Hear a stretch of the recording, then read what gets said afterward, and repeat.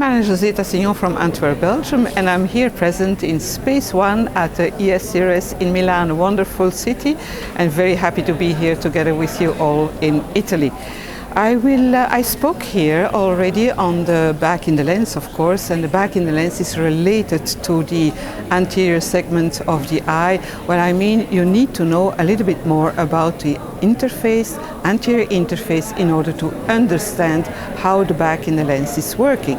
And that is the reason why I wanted to explain it here in Milan, but also to do some wet labs. So those who are interested, wet labs are going on tomorrow in the afternoon. So now, why this burger space? In fact, most of the ophthalmologists have been trained so much by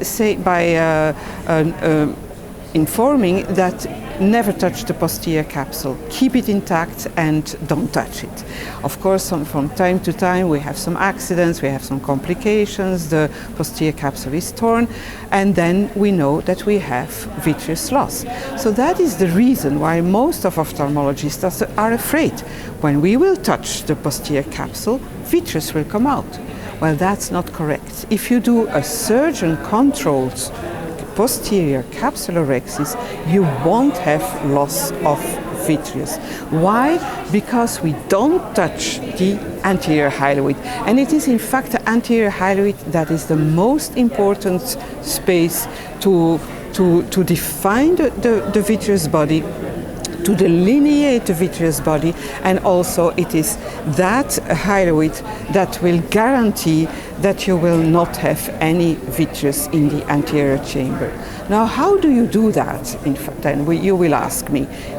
My answer will be, pay attention, step by step. You need to understand that the forces that are generated by the posterior segment, you have to control those forces by injecting sufficient viscoelastic material in the anterior chamber in order to push back the capsules once that you have done your anterior capsulorhexis and you have emptied the capsular bag, push back the anterior capsule downwards until it is really horizontally positioned. And then you can perform puncture the posterior capsule. Never fill the capsular bag, because that would be an error. When you fill the capsular bag, you bring the posterior capsule closer to the anterior hyaloid, and that is just what you want to avoid. Keep the posterior capsule horizontal together with the anterior capsule, and you can achieve that by never filling the capsular bag once you have emptied the natural crystalline lens. That's message one. Message two, you do then a posterior puncture. You take your viscoelastic, dispersive is okay, you can do it non-dispersive, up to you.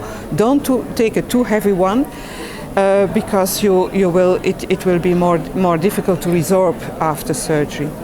You take then your syringe of OVD, you go with your needle through that little hole to that puncture, and you inject very slowly your viscoelastic material. You will see a very beautiful diffusion of your OVD. And because you see that beautiful diffusion of your OVD, that means that your OVD will fill a space. If there was no space, the OVD will tumble down in the vitreous. You will see disappear it immediately. That's what you are not going to see. So you see the diffusion, very beautiful diffusion, and then you fill the space, and that is the space of Berger. And then you will learn more about that space. That is really a space that is really big. Now, the second question that you will ask me is, do we need to remove that OVD after surgery? And my answer is very quick, no, because you have extracted, you have taken away the crystalline lens that is 4.5 millimeters in thickness, sometimes even 5 millimeters, and you are going to replace it with a 1 millimeter.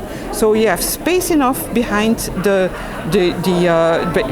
optic of the lens in order to to leave that OVD there. And I would say, please leave it, because it fills a gap that you made by the surgery by taking away the lens. So that will allow the eye to restore its volume, its vitreous volume, very slowly and very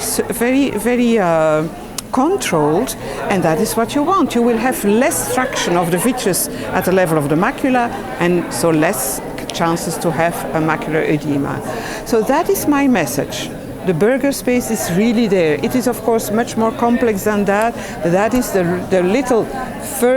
first introduction of what is the burger space, and you can see it on your microscope when you do the surgery, and when you fill that space with OVD after having punctured the posterior capsule.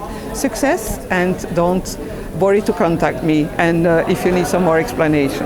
Bye.